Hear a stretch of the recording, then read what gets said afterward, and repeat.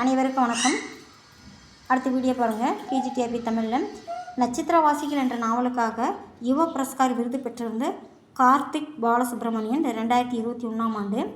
ரெண்டாவது கேள்வி, தனித்திருக்கும் அரளிகளின் மதியம் என்ற கவிதை நூலுக்காக யுவ புரஸ்கார் விருது பெற்றிருந்த காளிமுத்து. மூணாவது கேள்வி, பால சாகித்ய அகாதமி விருது எதற்கு வழங்கப்படுகிறது அப்படின்னா குழந்தைகள் இலக்கிய பங்களிப்புக்கு வழங்கப்படுகிறது. அடுத்தது நான்காவது கேள்வி, 2014 விஞ்ஞான விக்ரமாதித்யன் கதைகள் இந்நூலுக்கு பால சாகித்ய அகாதமி விருது பெற்றவர் யார் அப்படின்னா நடராசன்.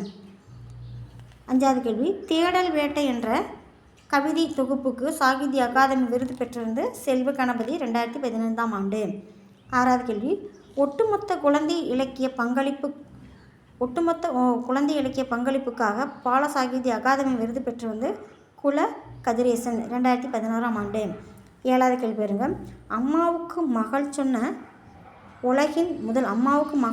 உலகின் முதல் கதை என்ற சிறுகதை நூலுக்கு பால சாகித்ய அகாதமி விருது பெற்று வந்து முருகேசு 2021ஆம் ஆண்டு.